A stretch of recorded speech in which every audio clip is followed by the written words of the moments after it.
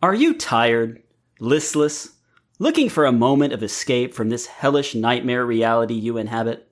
Today's lucky winner from Sanguis Pharmaceuticals can help. Independent studies that are definitely not fictional showed that listeners reduced their boredom by up to 69%.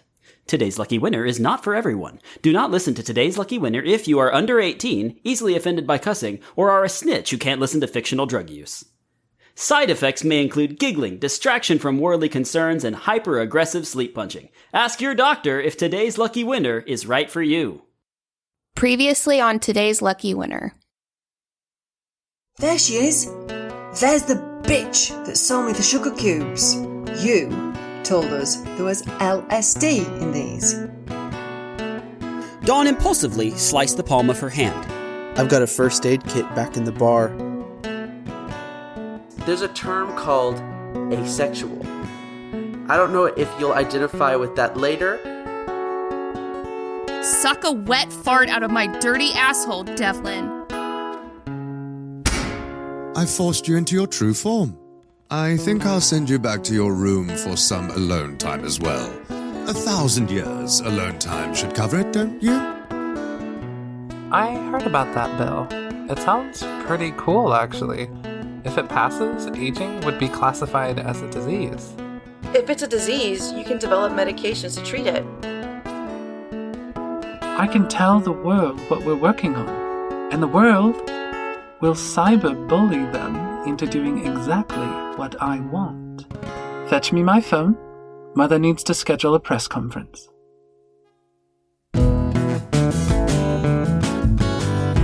Congratulations! You're today's lucky winner.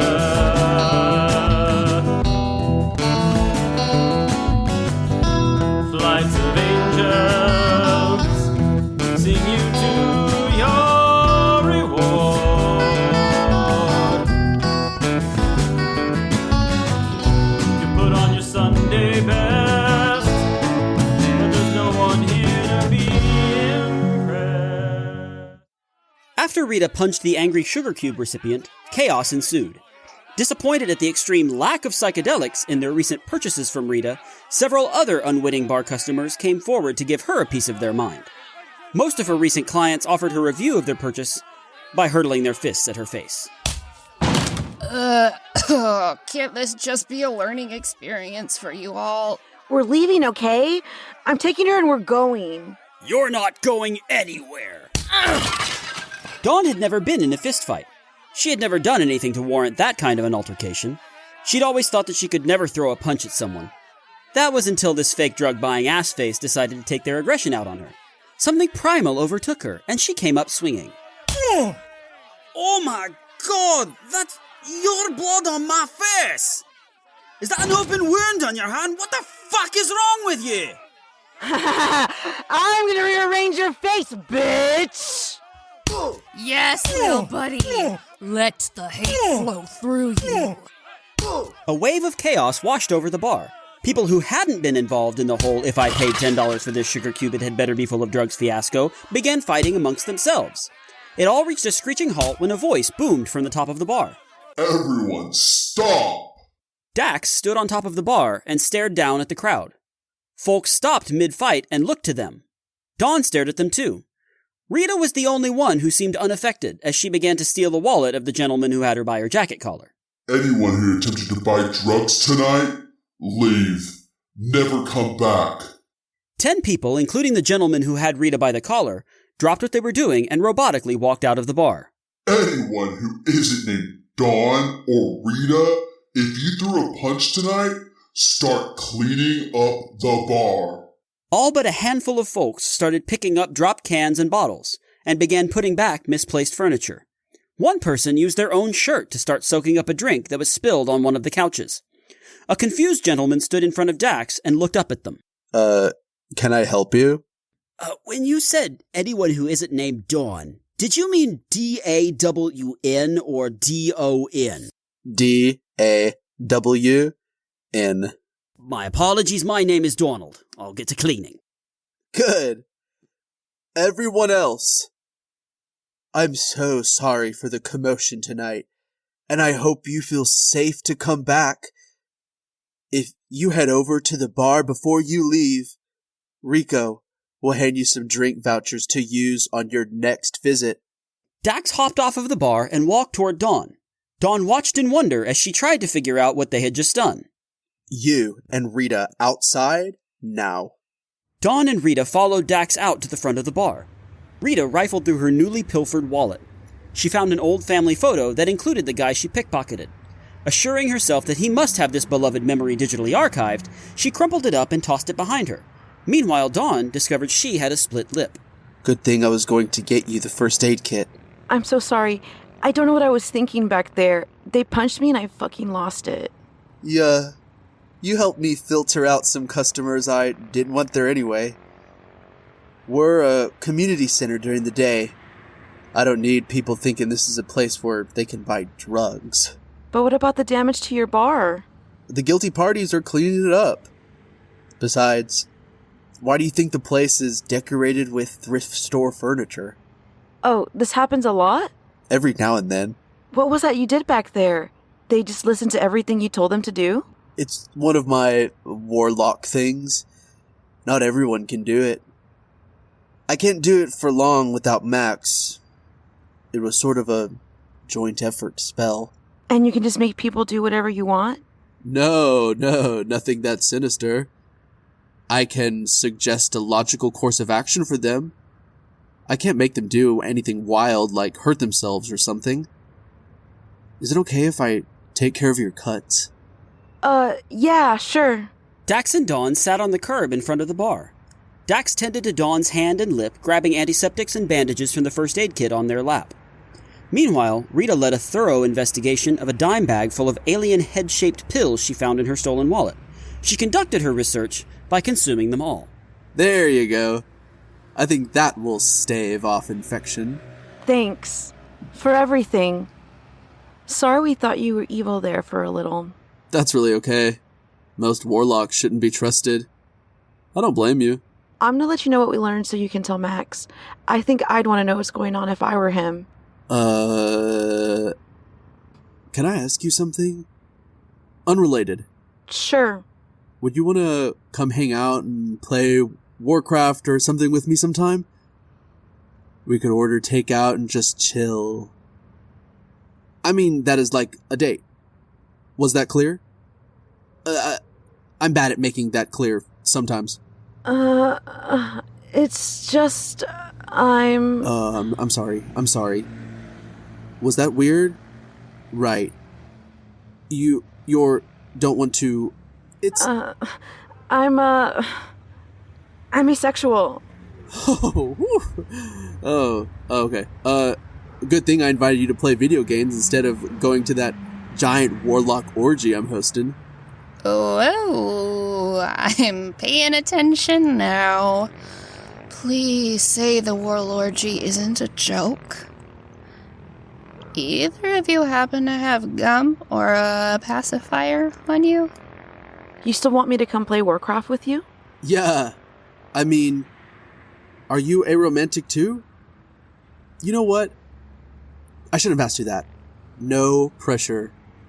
But I'd still like to ask you on a video game date. If you wanted. Or a non-date.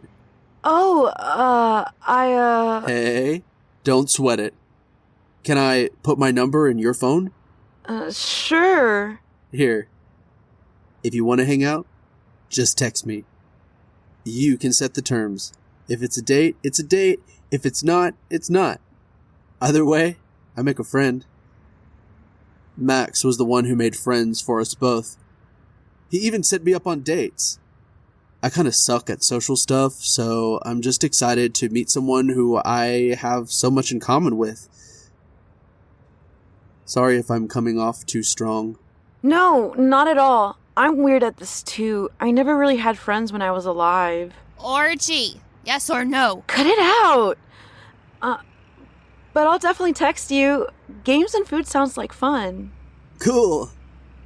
Oh, I forgot. I grabbed a couple things for you. What are these? Fingerless gloves? These are some leather fingerless gloves that were left at my place by an artificer I used to date. They don't want them back? He's an asshole. You need them more than he does. Do they, do anything?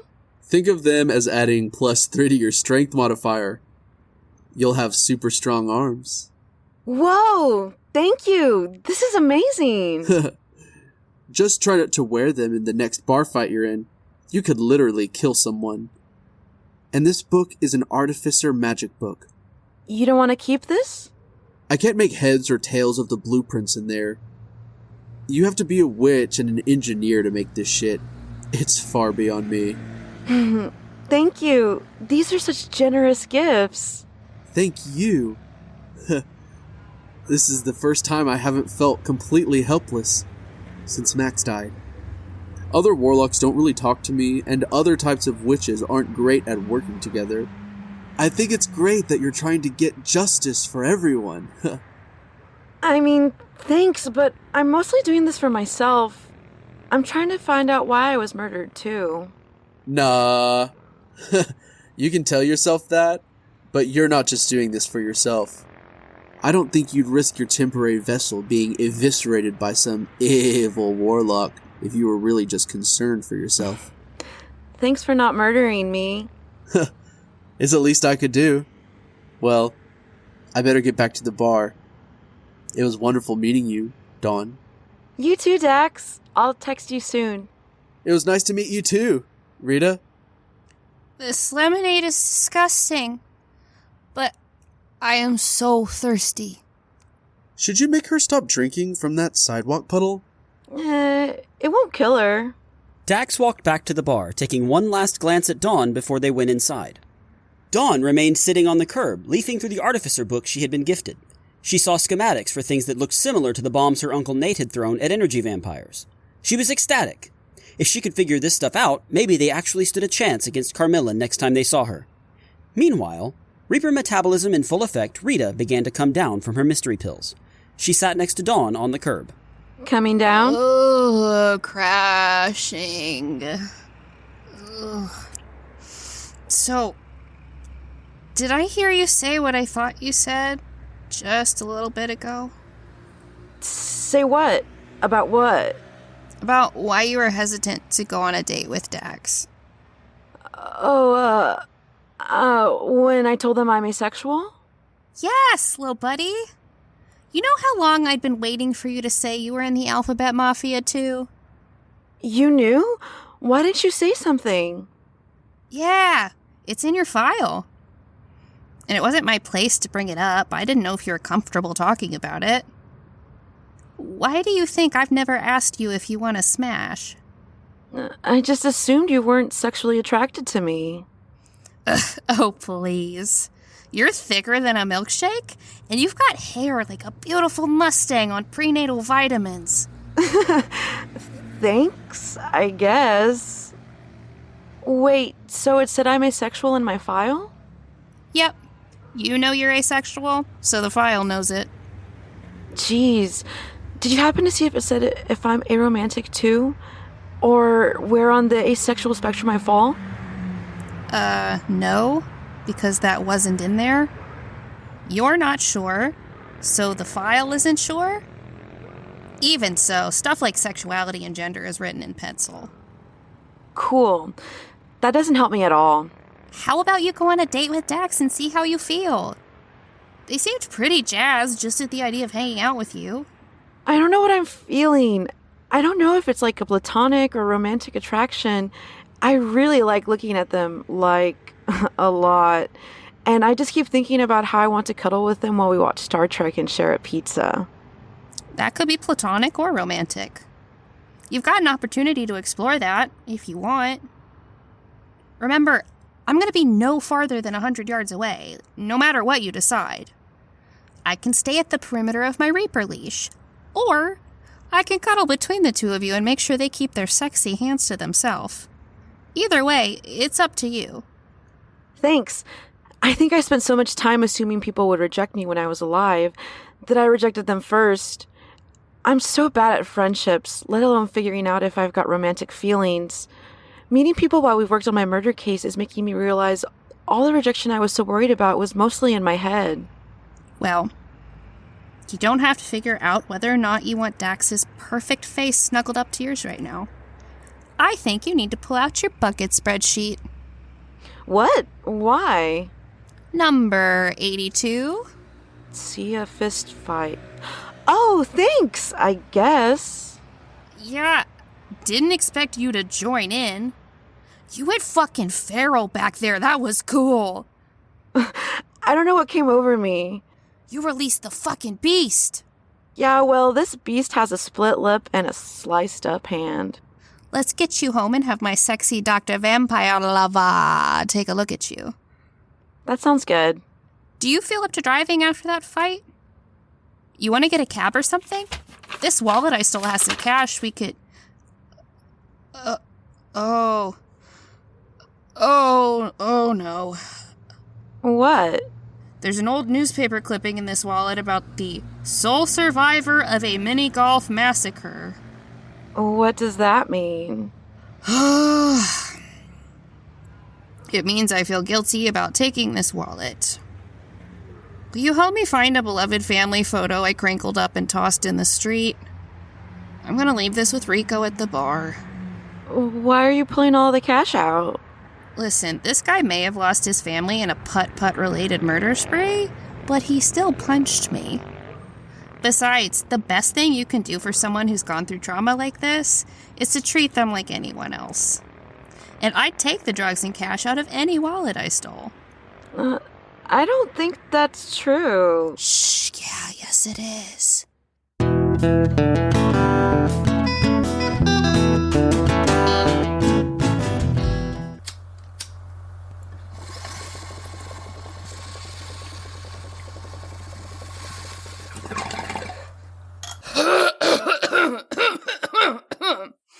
Now for a brief commercial break. Hey y'all, it's Brianne, and I am here to tell you about a podcast made by some pretty fucking cool people from Texas. And I'm not talking about us this time. There's more than one. I'm here to tell you about the Right or Wrong podcast. It's a chapter-based fiction serial that invites the audience to participate in the craft of storytelling. Host Patrick Emile presents exciting audio plays of the strange and unexpected, and leads spirited discussions with diverse co-hosts, and offers prompts of plot continuation. Listeners can then go online to vote and tune in the following week to see if their selection is what Patrick ultimately chose. Was he right? Or wrong? Brave listeners decide. It's fantastic. It's like a choose-your-own-adventure, but for some really fun, weird, grown-up stories. So if you're into our show, I really think you're going to be into Right or Wrong, and I think you should check it out. It's available on all major podcast platforms, as well as rightorwrongpodcast.com, and that is WRITERWRONG podcast.com. That's writer, WRITER, wrong podcast. Think of a favorite show. Have you ever wondered what the writers were thinking? Or how you might have done things differently? Welcome to Right or Wrong. Got him, Rory. Get your mom. It's chaos. Rory dives out of the way as Chalmers lunges towards Marky and Tasia and begins firing. Most of the crew runs out of the house in all directions, having not signed up. I mean, I've got my own thoughts on where I think you should go, but just by the writing. I do think that a supernatural aspect would be beneficial, given what has been set up, right? Tonally, structurally, all that. However, I'm not sure. Back at Rivertone's headquarters after a successful gig.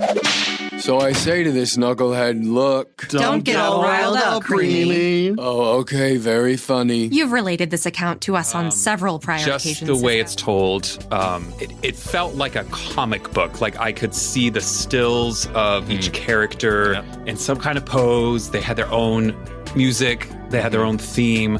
Very much what I was going for. It's so only clear. one way to find out. Join us, brave listeners, in our writer's room. Welcome to Right or Wrong. Hey.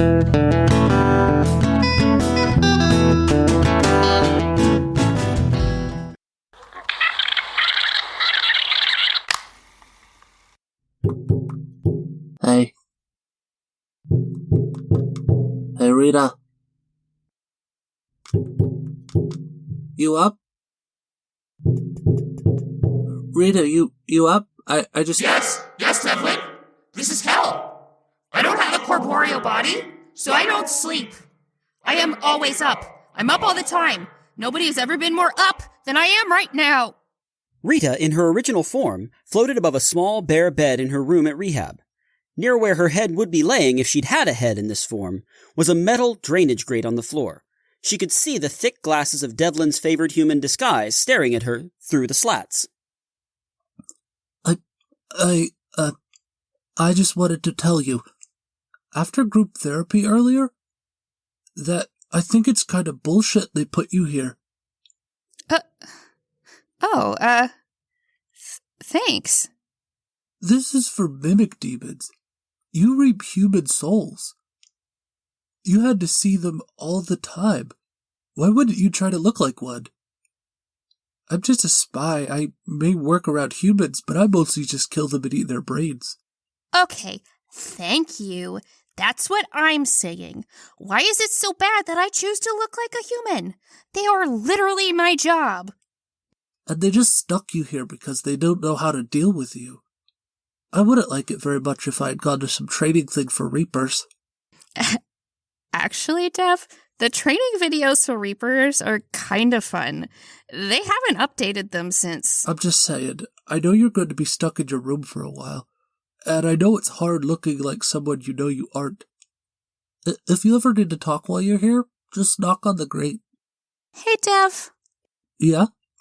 I'm sorry I told you to suck a wet fart out of my dirty asshole. You were sharing your accomplishment, and I was just mad at my own situation. Oh, that was a lie. What? Yeah, I wanted privileges to go to movie night, and Doc said I could only get them if I shared in group. I figured sharing a win would get me even more points. Dev, you're a fucking rascal. You're not such a bad guy after all. Oh, I'm bad. I'm a demon.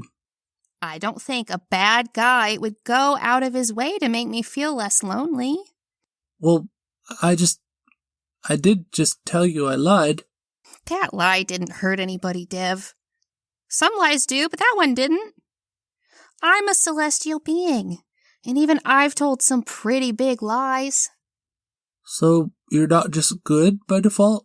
Nah, I don't think any of us are. It all comes down to choices, Dev. Choices. I chose to cheat my way into going to Earth a bunch of times. I hate coming back whenever the year is done. Unfortunately, I've realized that those lies hurt the very humans I adore so much. I'm supposed to be an automaton, but I chose to do something arguably bad. Huh. I never really thought I had the option to be anything but bad. What happens to the other Reapers who make bad choices? I don't know. I don't feel like I've ever met another Reaper capable of lying. I might be the first dud they've had to deal with. Huh. Say, could you tell me what movies are like? I experience linear time, and I haven't been to Earth since 1602 AD. You risked it all by lying to Doc for a movie, and you've never seen one? Nope. It just seemed like an exciting way to break up my time here. Well, you want me to tell you about the greatest film ever created? Yes, more than anything. Interestingly enough, the creation of the comedy genre of film can be attributed to the release of this movie as well. They had comedy plays? They couldn't manage it on film? No, not until this one. When did it come out? What's it called? Films first became funny in 1997, upon the release of Austin Powers' International Man of Mystery.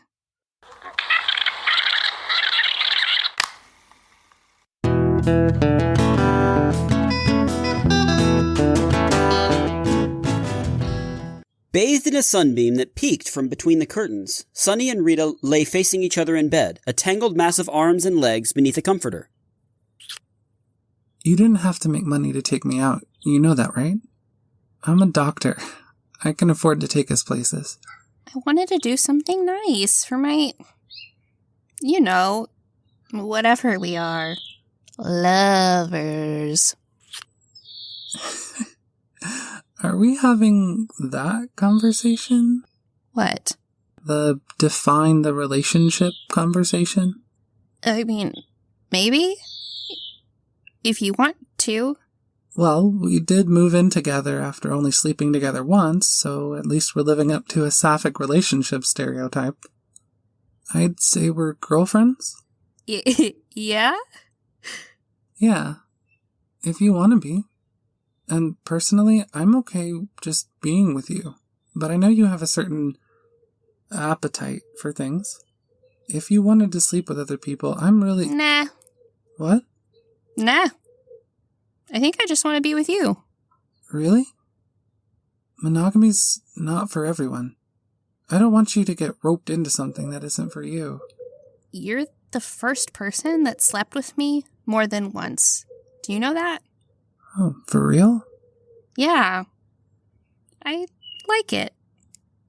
I think I want to go steady. Okay. But if anything changes, just talk to me, alright? I'm an old hippie. I don't think toxic monogamy is very groovy. Will do. And to be clear, I will still keep doing weird shit in my dreamscape. Oh, I encourage it. You can workshop stuff in your dreamscape and try it out on me later. Rita began to look at Sunny the same way she'd look at a bowl of ice cream or the freshly loaded bowl on a bong. She poofed, reappearing on top of Sunny, their faces mere inches apart. I think I've got a couple things I'd like to try out right now. Oh, do you? Yeah, do you? As fun as that sounds, I'm gonna have to take a rain check. We should get up and get ready for the day.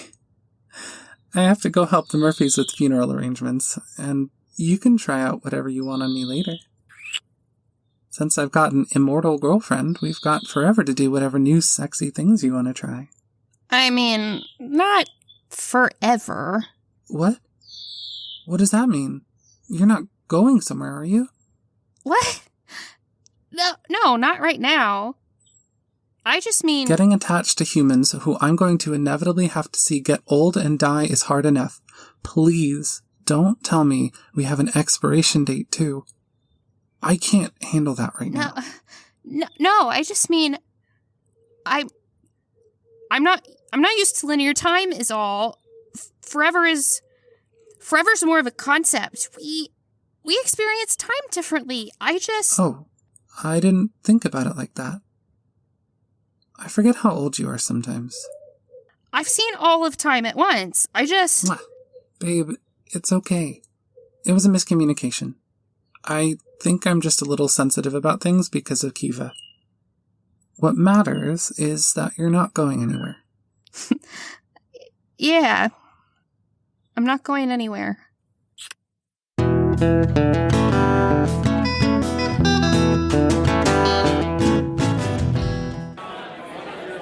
Carmilla stood at a podium in a crowded ballroom at the Anatole Hotel. It wasn't a bad setup for a last-minute press conference. She wore a blue pantsuit, white dress shirt, a red neckerchief, and red pumps. The Texan flag motif was a conscious choice.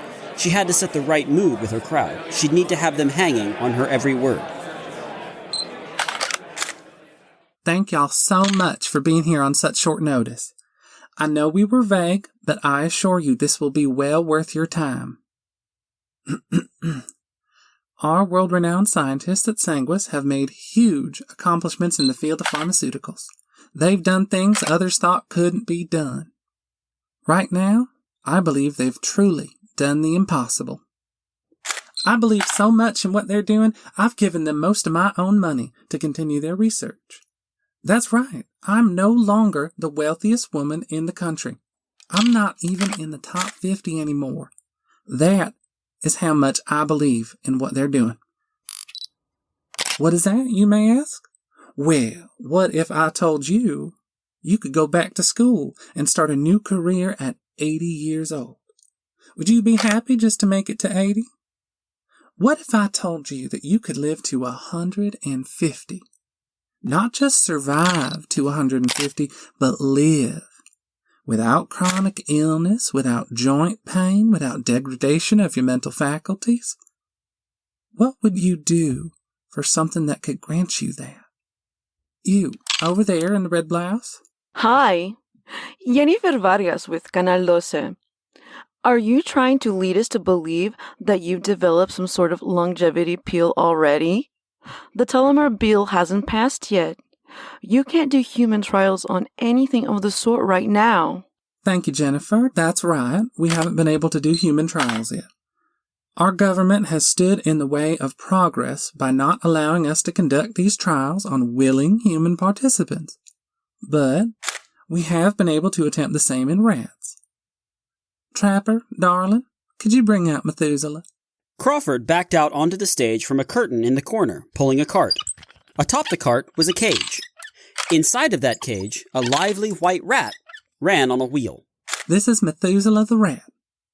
Look at her go, running on her little wheel. How old do you think she is? That's rhetorical, of course, because I know you'd all undersell her age. As her name would suggest, she's quite old. Methuselah is 6 years old. Now, this may not seem like a huge feat, but the average lifespan for a domesticated rat of her breed is 1.8 years. Why is our little rodent friend so vital at such an old age? She was given our new longevity drug. There are many methods that epigenetic researchers have used to determine one's biological age versus their chronological age. That's how old your cells think they are versus your actual age. Our longevity experts have created their own testing method, which cross-references the DNA methylation measurement of the Horvath clock with both telomere length and gene expression levels. Thanks to their novel measurement of biological age, we've determined with 99% accuracy that our new drug has given our 6-year-old Methuselah the current biological age of a 3-month-old rat.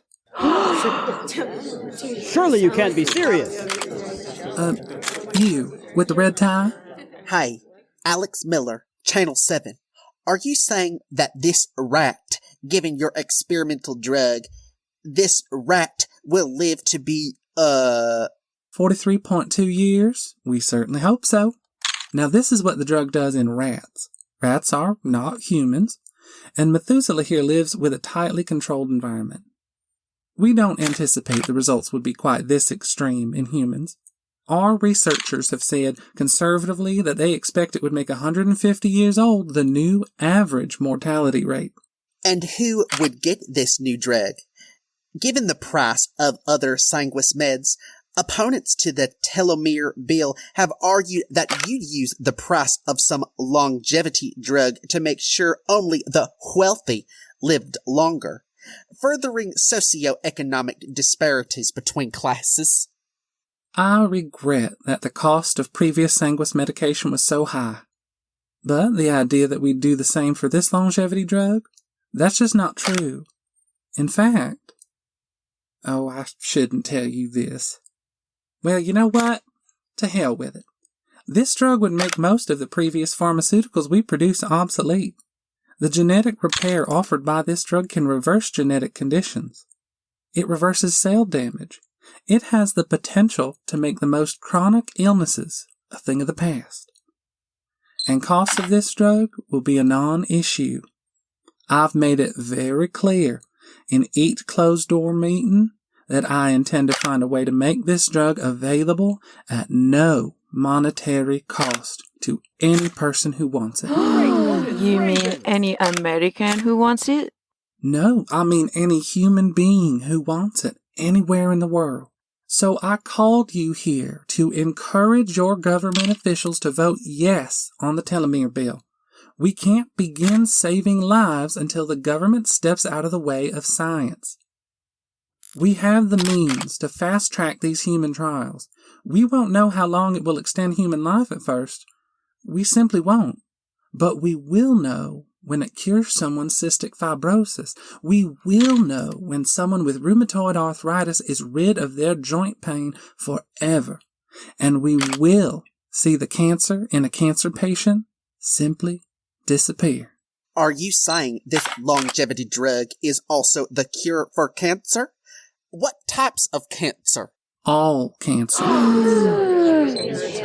Dude, did you hear what she said? Holy shit!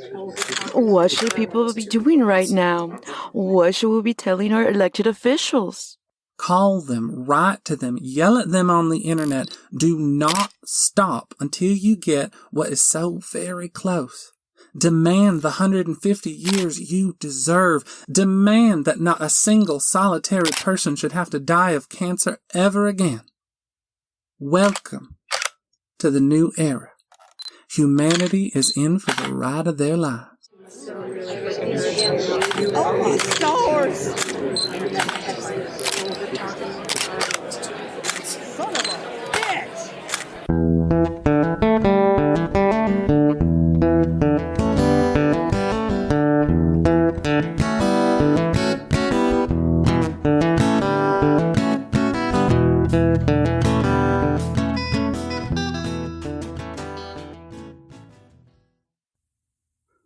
Hey y'all, it's Brianne. Thanks for listening to episode 14.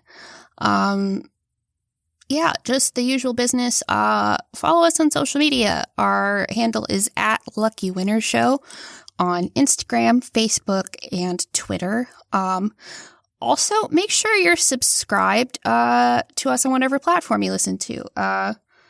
It's free, and you just get the new episode downloaded to whatever you listen on as soon as it comes out, so you don't have to miss anything at all.